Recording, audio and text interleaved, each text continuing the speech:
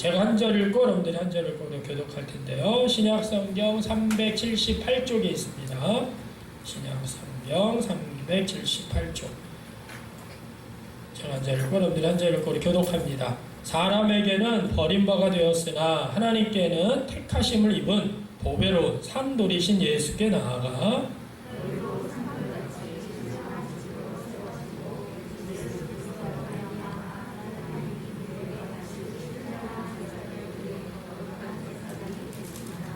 성경에 기록되었으되 보라 내가 택한 보배로운 모퉁이 돌을 시온에 두노니 그를 믿는 자는 부끄러움을 당하지 아니하리라 하였으니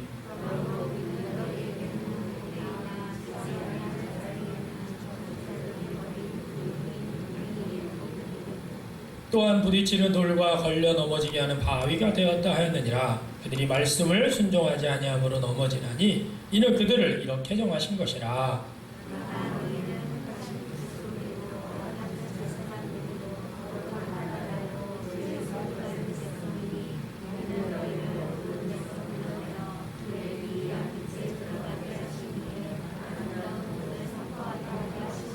아멘. 할렐루야. 네, 오늘도 하나님의 은혜와 복이 우리 모든 성도님들과 가정에 풍성하기를 간절히 축원합니다. 자, 오늘은 옆 사람하고 이렇게 한번 인사해 볼까요? 그리스도의 몸을 세우는 성도가 되겠습니다. 네, 오늘은 우리 감리교 기독교에 대한 감리회 제44회 평신도 주일입니다. 우리 기독교 대한감리교에서는 1979년 3월 총회 결의에서 매년 6월 첫째 주일을 평신도 주일로 지정을 했어요. 그래서 평신도의 사명을 다시 한번 인식하고 결단하는 기회로 삼자. 그래서 매년 6월 첫째 주일을 평신도 주일로 지켜주고 있고요. 지난 해와 올해는 정결한 마음, 정직한 영성회복이라는 주제로 2년 동안 우리가 이 일들을 감당하는데요. 사실 우리 감리교가 다른 교단보다 앞서는 것이 뭐냐면 이렇게 평신도를 일찍부터 깨웠다는 거죠. 그래서 감리교를 시작한 웨슬리 목사님 자체가 평신도를 훈련시켜서 설교 단상에 세우고 또 전도사역을 감당케 하는 그러한 당대의 진정한 왕과 같은 제사장을 세워가려고 했던 것이 바로 웨슬리 목사님이셨어요.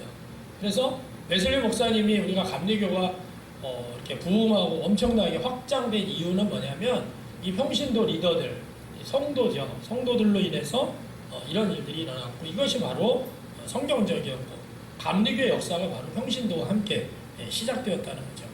특별히 우리 1930년대에는 우리 한국 감리교회가 미국 감리교회에 이렇게 같이 있어요. 미국 감리교회에서 우리 감리교회를 이렇게 이제 통치하고 있었죠. 이렇게 뭐라 그럴까요? 이렇게 관리하고 있었는데 그 관리 체제가 이제 1930년도에 자치, 우리 한국 기독교 대한감리회로 자치적으로 이제 열게 됐습니다.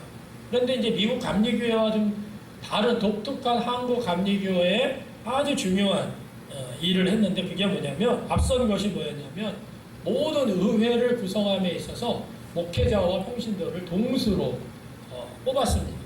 그래서 우리가 지방에서 연회 대표를 뽑는데 연회 대표도 목회자가 10명이면 평신도도 10명, 총회 대표도 10명이면 10명 이렇게 동수로 이렇게 평신도와 함께 하는 그러한 일들을 이미 미국의 감리교회보다 더 빨리 시작했다라는 것이고요.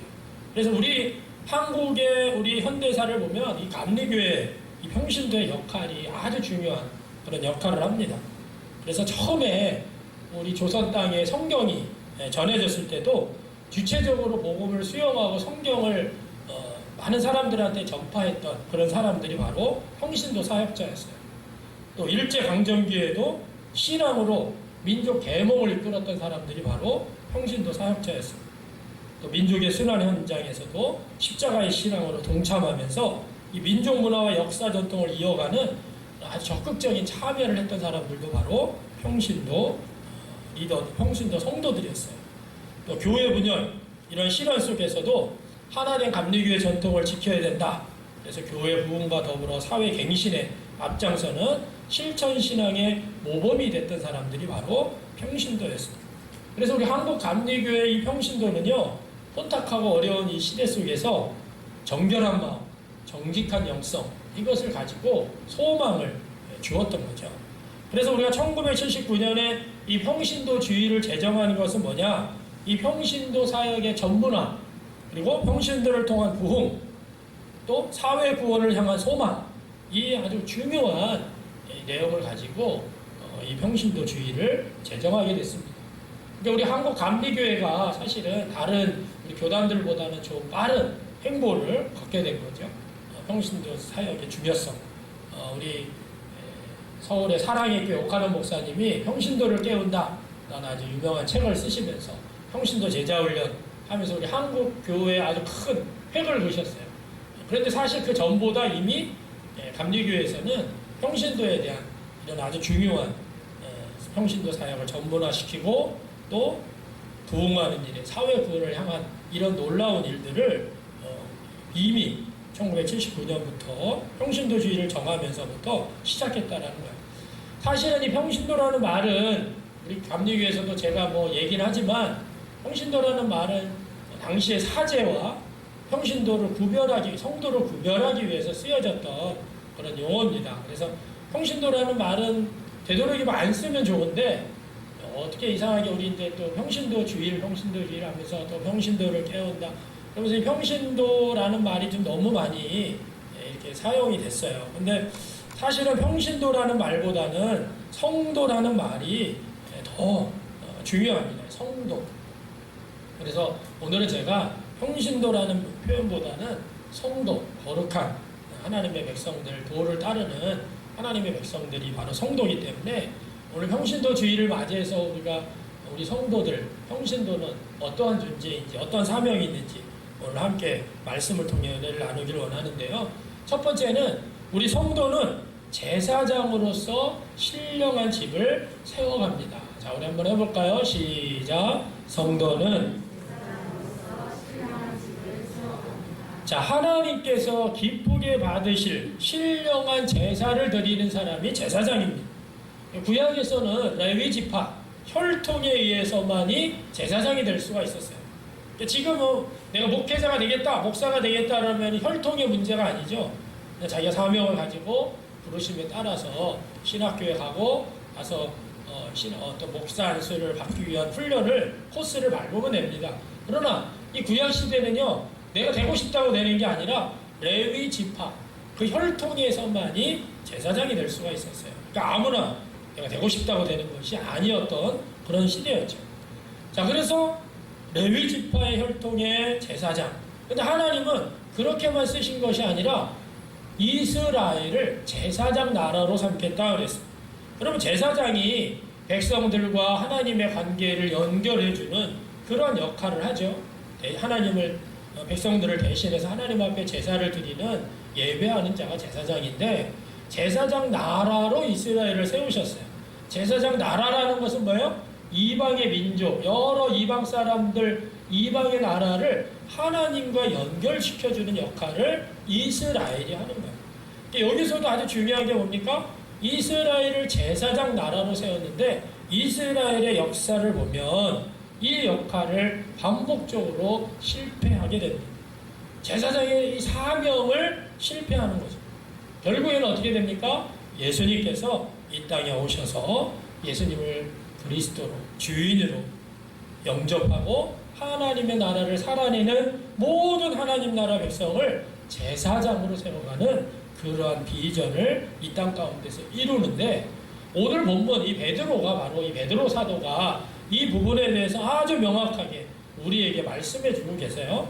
자, 오늘 다시 한번 4절 5절 한번 볼까요? 사람에게는 시작. 사람에게는 버림바가 되었으나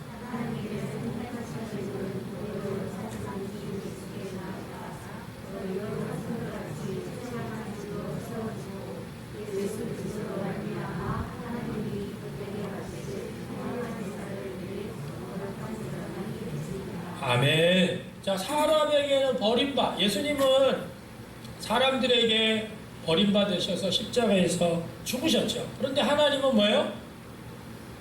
보배로운 산돌 예수로 세우시고 너희들도 산들같이 신령한 집으로 세워갈 뿐만 아니라 예수 그리스도로 말미암아 하나님이 기쁘게 받으실 신령한 제사를 드리는 거룩한 제사장이 될지라. 성도가 누구냐? 성도가 누굽니까? 신령한 집으로 세워지고 예수 그리스도로 말미암아 거룩한 제사장이 된다라고 말씀하고 있습니다. 이게 베드로 사도는 지금 성도들에게 아주 중요한 메시지를 이야기하고 있는데, 우리 모든 성도가, 평신도가 바로 제사장이 된다는 것이에요. 하나님의 신령한 집을 짓는 일을 하면서 목회자, 목사, 안수 받은 사람만이 제사장이 아니라 모든 성도를 제사장으로 부르셨다. 이것이 뭐냐면 성경적인 가르침이에요. 자, 그런데 우리가 이 내용이 사실은 종교개혁을 통해서 선명하게 드러납니다. 우리가 초대교회는 예수 그리스도를 믿으면 감옥에 갇히거나 죽거나 또 몰래 카타콤이라고 하는 지하 동굴, 또 가정에서 몰래 이게 예배를 드렸어요. 소그룹으로 예배를 드리게 된 거죠. 다 같이 예배를 못해요. 그러다가 313년에 콘스탄틴 대제가 기독교를 국교로 공인을 합니다. 아주 중요한 역사적인 순간인데, 자, 지하에 숨어 있었던, 가정마다 숨어 있었던 기독교인들이 기독교를 공인함으로 인해서 모두 다 밖으로 나오기 시작해요. 그러다 보니까 뭐가 생겼을까요? 건물이 생깁니다. 교회라고 하는 성당, 베드로 성당, 엄청난 성당들이 세워져요. 왜? 국교니까 이제 전 국민이 다 교회를 가서 예배를 드려야 되는 거예요. 그러니까 모든 예배를 드리다 보니까 거기서 뭐가 생겼냐면 사제 제도가 생긴 거예요. 신부와 평신도, 사제들과 평신도. 그래서 이들이 어떤 개념이 있었냐면, 모든 은혜는 사제를 통해서, 신부들을 통해서 모든 은혜가 평신도에게 전달된다. 평신도들은 은혜를 받으려면 어떻게 해요? 사제들을 통해서만이 가능하다. 그래서 성경도 사제들만 가지고, 신부들만 가지고 있었어요. 특별히 예배 시간에요, 성도들은 성경책이 없습니다. 라틴어로 성경을 읽고 그리고 그냥 말씀을 전하는 걸로 끝나요. 성도들은 집에 가서 성경책 볼 그런 것도 없어요. 왜? 거룩한 말씀을 어디 감히 평신도가 소유를 하냐? 그래서 사제들만 성경책을 보고 사제들을 통해서만 은혜를 누릴 수 있다. 이게 구별이 된 게 바로 이 로마 카톨릭 그 시대입니다. 그런데 여기에 대해서 반기를 들었죠? 아니구나. 성경을 보니까 모든 성도가 제사장인 거예요. 만인이 제사장인 거예요. 믿는 사람들은 다 제사장인 거예요. 오늘 베드로 선서 이 말씀을 봐도 성도들이 바로 누구예요? 부르심을 받은 예수님을 믿는 영접한 사람들이 모두 다 제사장이 된다는 것을 성경을 통해서 루터가 종교개혁을 일으키고 프로테스탄트, 개신교가 이제 등장을 하는 거죠. 로마 카톨릭 아니다. 그러면서 이 루터가 독일 사람이라 독일어로 성경을 번역하고 그다음 모든 성도들한테 이 성경을 나눠줍니다. 그리고 우리 성도들에 대한 아주 중요한 그러한 제사장의 역할을 부여를 하는데요. 사실은 루터도 본 것이 다 뭐였냐면 사제 제도밖에 못 봤어요. 그래서 이 평신도의 아주 중요한 역할, 이 성도의 역할을 잘 배우지를 못한 거죠. 태어날 때부터 로마 카톨릭 체제에서 자라고 그것만 보고 공동체가 뭔지도 경험을 못하고 그냥 사제들이 앞에서 인도하고 성찬 인도하고 결혼 인도하고 뭐 장례 인도하고 이런 것만이 마치 전부인 것 그냥 보고 살았던 사람이 이게 성경을 보니까 아니구나 하고 개혁은 했지만 거기에 대해 구체적으로 성도들을 평신도 사역자들을 세워나가는 일들을 잘 못했어요. 근데 우리 웨슬리 목사님이 그 역할들을 잘 감당하신 거죠. 자, 그래서 종교개혁자들이 보니까 이게 아니구나. 성경에서는 모든 성도가 제사장입니다. 그래서 만인 제사장.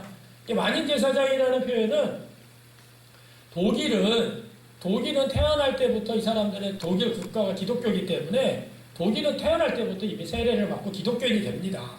그러니까 루터가 보기에는 모든 사람이 제사장이다. 그런데 사실은 모든 사람이 제사장은 아니죠. 믿는 사람, 성도가 제사장이에요.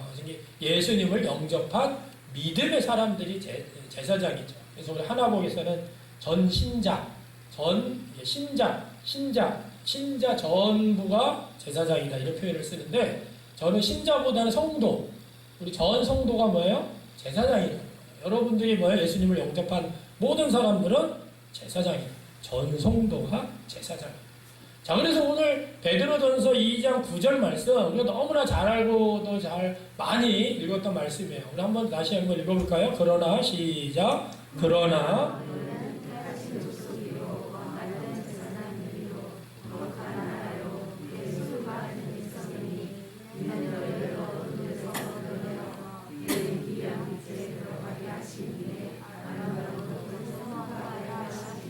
아멘. 자, 여기서 아주 베드로가 우리에게 아주 중요한 메시지를 전포하고 있어요. 자, 이 9절 후반부에 보면 너희를 어떻게 했어요? 어두운 데서 불러냈다. 우리는 어떤 존재였느냐? 어둠 속에 있었던, 죄와 사망의 권세에 짓눌려 있었던 그런 사람들이 너희라는 거예요.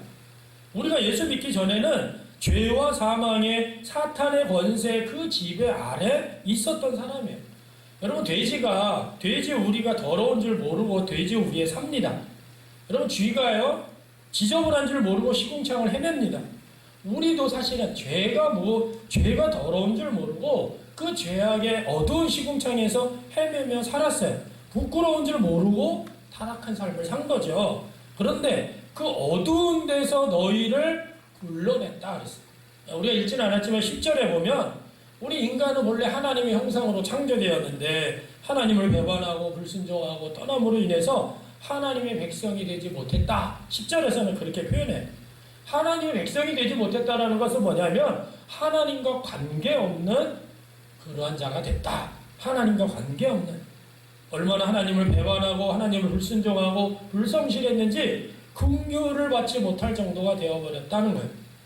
여러분, 10절 하반부에도 보면 사실은 우리가 비참해지면 사람들이 불쌍히 여김을 받습니다. 그런데 비참하면서까지도 얼마나 불순종하는지, 얼마나 배반을 하는지 불쌍히 여김을 받지 못할 정도가 됐다는 거예요. 그런데 여기에 놀라운 변화가 일어났어요.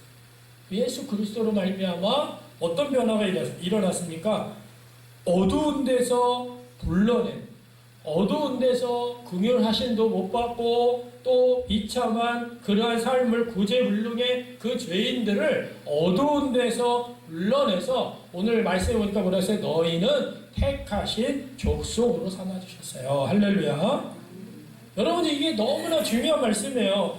우리는요, 불쌍히 여김을 받을 수 없는 존재들이에요. 그런데 우리를 그 어둠 가운데서 불러내시고 뽑으셔서 하나님의 백성으로 삼으셨다는 거예요. 중요한 것은 여러 사람들 중에서, 여러 죄인들 중에서, 그 중에서 그래도 조금 우수하니까, 조금 더 착하니까 우리를 불러 뽑으신 것이 아니에요. 여러분, 무슨 자격이 있어서 우리를 부르신 것이 아닙니다. 우리가 무슨 공로가 있어서 우리를 부르신 것이 아니에요. 전적으로 하나님께서 은혜를 베푸셔서 우리를 불러시고 택하신 거예요. 이게 바로 하나님의 놀라운 은혜입니다. 여러분들이 내가 여기 와서 지금 예배드리고 나 하나님의 자녀입니다, 하나님의 백성입니다, 성도입니다 그러는데 사실은 우리가 뭔가를 주님을 위해서 뭔가를 많이 하고 또 이 세상 속에서 악한 사람들 중에서 그래도 너희가 좀 그래도 괜찮아 이래서 우리를 부르신 것이 아니라 전적인 하나님의 은혜로 여러분들과 제가 부르심을 받고 이 자리에 앉아있는 줄 믿습니다. 그게 바로 택하신 족속. 또 뭐라고 그랬어요? 하나님의 소유된 백성으로 삼아주셨어요. 하나님의 소유가 뭐예요? 하나님께 소속된 사람들이라는 뜻이에요. 하나님과 특별한 관계를 가진 사람들이다. 특별한 관심을 갖고 하나님께서 보호하시고 보존하시는 백성들, 그게 소유된 백성이에요. 여기서 끝나는 게 아니죠. 하나님의 거룩한 나라가 됐다.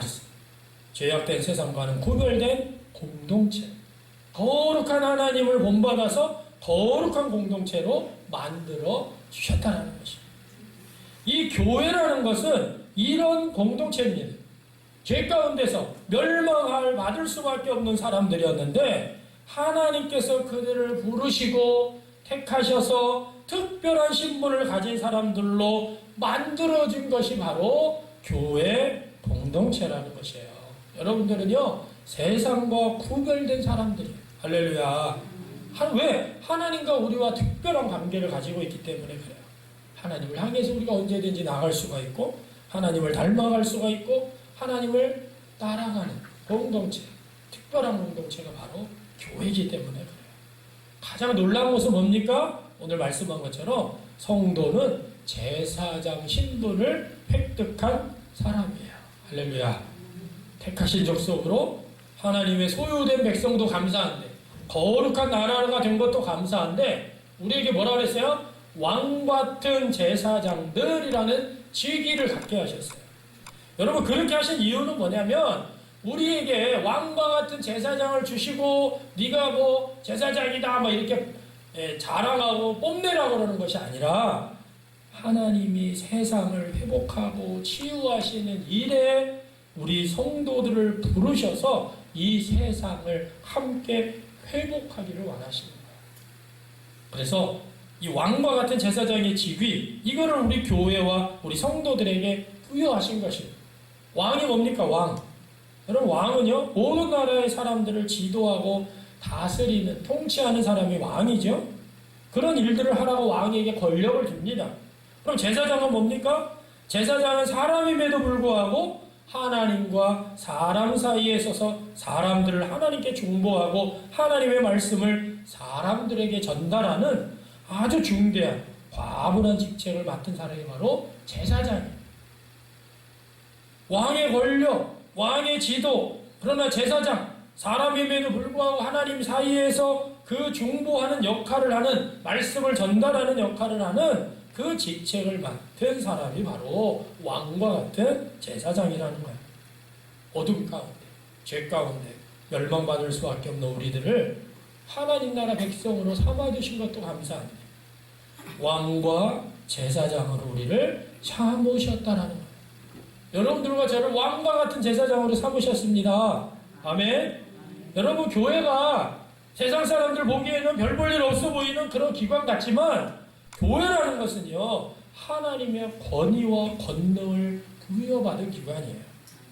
세상에 복을 전해주는 복의 근원이 되게 하는 것이 교회입니다. 세상에 대해서 중보하고 세상을 돌보는 지위를 부여받은 것이 바로 교회예요. 정말 우리가 분에 넘치는 은혜를 받은 거죠. 생각할 수 없는 특권을 우리가 누리고 있는 것이에요. 중요한 것은 우리가 무슨 공로를 세워서가 아닙니다. 우리가 무슨 대가를 치르고 값을 치르고 그래서가 아니에요. 아무런 대가를 치름도 없이 단순히 예수 그리스도를 믿는 그 믿음 안에서 하나님의 은혜로 우리가 이런 놀라운 특권을 받게 된 것이에요. 죄악 중에서 멸망을 향해 가던 사람들이 하나님의 택한 백성, 더 나아가서 왕과 같은 제사장이 된 거예요. 다리 밑에서 지저분하고 비참하게 삶을 살아가던 어떤 거지 소년이 왕의 눈에 띄어서 택함을 받아서 왕자가 된 것과 같은 거예요. 무슨 특별한 잘난 사람이 아니라, 무슨 공로를 세워서도 아니라, 전적으로 왕의 은혜로 인해서 왕자가 된 것과 같이 우리는 이 놀라운 은혜와 특권을 우리가 가지게 됐다는 거예요. 그런데 우리 한국교회가 너무나 안타까운 것은요, 이 성도를 제사장으로 가르치질 않아요. 목사와 성도, 평신도 이렇게 구별을 하고, 목사는 영적이고 목사의 직업은 영적인 직업이고 성스러운 직업이고, 성도들의 직업은 성도들께 구별을 해요. 아닙니다. 우리 성도들이 근무하고 있는 모든 직업은 다 성스러운 직업이에요. 목회자만 성직이 아닙니다. 여러분들이 가지고 있는 모든 하나님이 주신 직업이 다 성직이에요. 왜? 여러분들이 제사장이기 때문에 그래요. 그런데 우리가 한국교회에서 여전히 목회자만 제사장이다, 목회자만 해야 된다고, 이전에 캐톨릭, 이전에 천주교로 퇴행하고 있는 것들이 많아요. 그래서 우리가 이 제자훈련을 하면서 많이 느끼는 것은 뭐예요? 여러분들이, 우리 평신도 리더들, 우리 성도들의 리더들이 세워지고 성도들이 제사장의 역할을 감당할 수 있는 게 바로 제자훈련이에요. 제자훈련을 왜 하냐? 여러분들이 바로 그 역할들을 감당하게 하기 위해서 하는 거예요. 저희 교회도 우리 권사님 세 분이서 우리 새벽기도, 설교도 하잖아요. 맨날 떨린다고 목사님 제발 시키지 말아주세요 그러는데 제가 들어보니까 잘 말씀을 너무나 진실되게 잘 하신대요. 여러분 이런 분들이 교회 안에 많아질수록 그 교회는요 정말 성경적인 교회가 되는 거고 건강한 교회가 되는 거고 진짜 주님이 원하시는 제사장으로서의 교회들이 세워지는 우리가 서울 나들목 교회가 이 하나님 나라 복음 제자 훈련으로 이 일들을 감당하는데 거기는 140명이 그 역할을 합니다. 여러분 목사님들이 가서 돌예배 드리고 장례 예배를 인도하는 게 아니라 그 목자장, 그 마을지기, 거기에서 마치 그들이 다 목사님처럼 가가지고 다 돌예배도 드리고 또 추도 예배도 드려주고 또 장례 예배도 주관하고 그걸 다 그분들이 한대요. 평신도 리더들이. 이게 놀라운 거죠. 이게 왜냐하면 성경적인 건데 왜 놀랍냐? 우리가 이 한국 교회가 자꾸 이 캐톨릭 옛날처럼 목사는 성스러운 것이고 우리 성도는 아니다 이렇게 구별을 하는 그런 것들이 잘못된 거죠. 우리가 제자 훈련을 통해서 그것을 세워나가. 이번에 코로나 팬데믹 이후로 주일 성전에서 우리가 성전에서 예배드리는 교회에서 예배드리는 것들이 어려워졌죠. 이러다 보니까 이제 큰 문제가 예배가 뭐냐, 주일 성수가 뭐냐 여기에 대한 본질적인 문제를 많은 사람들이 이야기를 하고 말았습니다. 근데 중요한 것은 가정의 제사장이 세워진 교회들은요 이런 이 코로나 팬데믹이 왔을 때에도 그 교회는 흔들리질 않았어요. 왜? 각 가정마다 제사장들이 영적 제사장이 세워져가지고 그 성도들을 중심으로 예배하고 하나님 앞에 영광 들리는 공동체가 됐기 때문에 그래요. 우리가 나들목 교회 이야기도 들어보면 오히려 이 코로나 기간 동안에 교회가 더 부흥이 했다고 합니다. 왜냐하면 거기는 그 자체적으로 제사장들이 이 평신도 성도들이 제사장들이 너무 많이 있기 때문에 그들이 자기의 역할을 잘 감당하니까 그 교회가 무너짐이 없이 흔들림이 없이 더 든든하게 세워졌다는 것입니다. 그런데 목사만이 제사장인 교회는요 흔들릴 수밖에 없습니다. 오늘 우리가 다시 한번 평신도 주일을 맞이해서 여러분들에게 주어주신 이 왕과 같은 제사장의 직책을 여러분들이 감당하시고 이 하나님 나라 교회 공동체를 잘 세워가는 그러한 여러분들이 되길 주님의 이름으로 축원합니다. 자, 두 번째는요. 우리 평신도 성도는 만물을 충만케 하는 일에 부르심을 받았습니다. 자, 우리 한번 해볼까요? 시작. 자, 에베소서 1장 23절 다 같이 한번 읽어보겠습니다. 교회는 시작. 교회는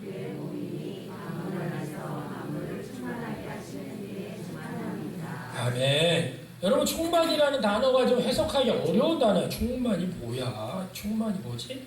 하여튼 그런데 여기서 충만, 만물 안에서 만물을 충만케 하시는 이의 충만. 두 번이나 영거포 등장하니까 앞에 있는 하나는 뭐냐면 만물을 충만케 하시는 그리스도에 대한 충만이에요. 그리스도의 충만. 또 그리스도를 충만케 하는 교회의 충만. 이것을 뜻합니다. 그래서 이 두 가지를 합치면 교회는 만물을 충만케 하시는 그리스도를 충만케 하는 것이므로 만물을 충만케 하시는 자의 충만이다. 이런 뜻을 가지고 있어요. 자, 이 말은 뭐냐면 하나님은요 지금 이 깨어진 세상, 이 소망이 없는 세상에서 만물을 충만케 하시는 일을 하나님은 하고 계세요. 여러분 이 세상을 바라보면 정말 소망이 없습니다. 허무합니다. 깨어져 있어요. 이 세상은요 헛된 것에 무릎을 꿇고 허무한 것에 굴복합니다. 그런데 하나님은 그 가운데 일하고 계세요. 로마서 8장에서는 온 세상의 피조물들이 허무함에 굴복하고 있다 이렇게 표현하고 있습니다. 왜 그래요? 하나님이 세상의 중심이고 하나님이 주인이시고 하나님이 왕이시고 그곳에서 생명이 흘러나와야 되는데 사랑과 정의를 알게 되는데 어느 순간에 하나님을 무시합니다. 하나님을 제거해버려요. 우주의 한가운데 있는 가장 중요한 그 주인 되신 분을 제거해버리니까 구멍이 뻥 뚫린 것 같은 상황이 된 거죠. 허무합니다. 개인의 인생도 허무하고 가족도 허무하고 사회도 허무하고 문화도 허무해요. 허무한 것에서 벗어날 수가 없는 거예요.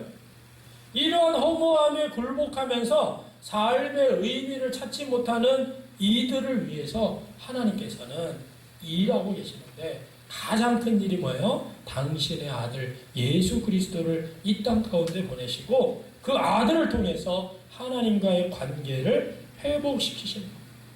허무함에서 풍성함으로 변화시키는 일을 하나님은 지금도 하고 계시다는 거예요. 그런데 그 회복하시는 일의 그 회복 사역, 세상을 충만케 하는 일에 첫 번째 동참케 하는 것이 바로 오늘 말씀처럼 교회를 통해서 하신다는 거예요. 교회는 뭐예요? 세상을 충만케 하는 일, 이 회복 사역의 첫 번째 수혜자일 뿐만 아니라 그 하나님과 함께 이 세상을 충만케 하시는 이의 충만이로서 지금도 충만케 하는 일에 동참하는 것이 바로 교회라는 것이죠. 자, 그렇다면 우리가 교회는 뭐라고 그랬어요? 계속 그리스도인의 공동체라고 그랬죠. 여러분, 교회, 그리스도인 한 사람 한 사람이 교회예요. 교회는 건물이 아닙니다. 벽돌로 지은, 이렇게 뭐 대리석으로 지은, 이게 그냥 건물이지. 교회, 진짜 교회는 누구냐면 우리 성도 한 사람 한 사람. 무슨 말이에요? 우리 성도 한 사람 한 사람을 통해서 만물을 충만케 하시는 놀라운 일들을 행하신다. 하나님이 이 세상을 회복시키시는데 이 회복시키는 것을 교회를 통해서 한다는 거예요. 교회가 누구예요? 바로 그리스도인. 여러분들. 만물 안에서 만물을 충만케 하시는 그 하나님과 함께 동역을 하는 거예요. 자, 정리해보면 하나님은 지금도 세상을 회복하고 계십니다. 깨지고 망가진 고통과 눈물이 끊임없는 세상을 지금도 회복하고 계시는데 그 충만케 하시는 일을 여러분들, 우리 성도들을 부르셔서 그 일들을 하신다는 거예요. 할렐루야. 엄청난 말씀이에요. 여러분들을 통해서 이 허물어지고 깨어지고 허무에 굴복한 이 세상 속에서 여러분들이 하나님이 일하고 계시는데 하나님 혼자 일하시는 게 아니라 여러분들과 함께 일하고 계십니다. 자, 에베소서 2장 19절 22절 다 같이 한번 읽어보겠습니다. 19절 22절 그러므로 시작.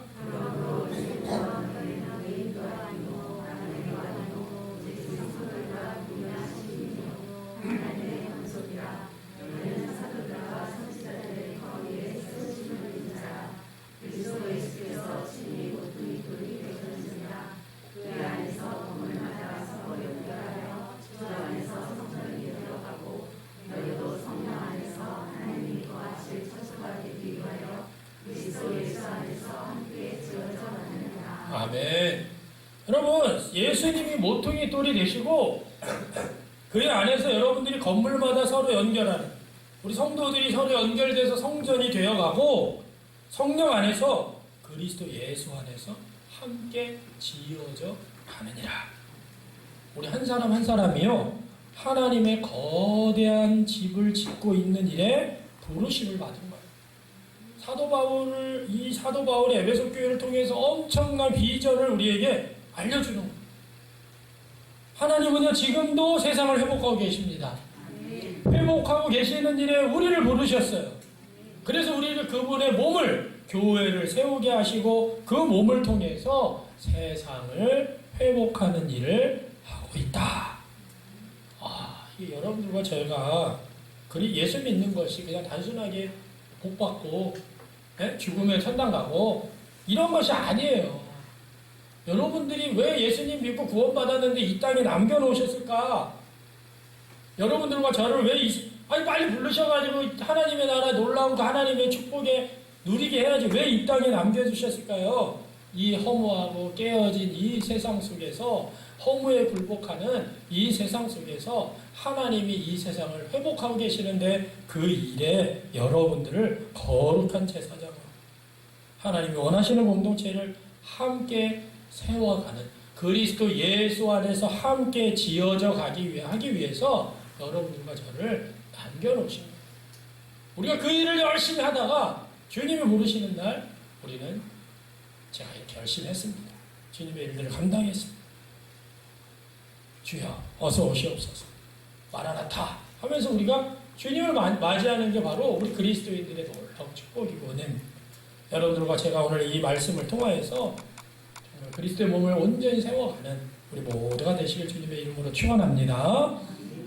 기도하겠습니다. 그렇습니다. 주님, 우리가 너무나 우리의 사명을 깨닫지 못하고 살았을 때가 얼마나 많이 있었습니까? 그러나 이 시간 우리가 다시 한번 오늘 베드로전서 말씀을 통하여, 에베소 말씀을 통하여서 하나님의 살아계심을 깨닫게 하시고 그 살아계심으로 말미암아 하나님의 일하심에 동참케 되는 그리스도의 몸을 세워가는 일에 우리를 부르시고 이 세상을 회복하는 일에 부르셨음을 우리가 바로 알고 그 일에 동참하며 함께 나아가는 우리 모두가 되게 하여 주옵소서. 예수님의 이름으로 감사히 기도하옵나이다. 아멘.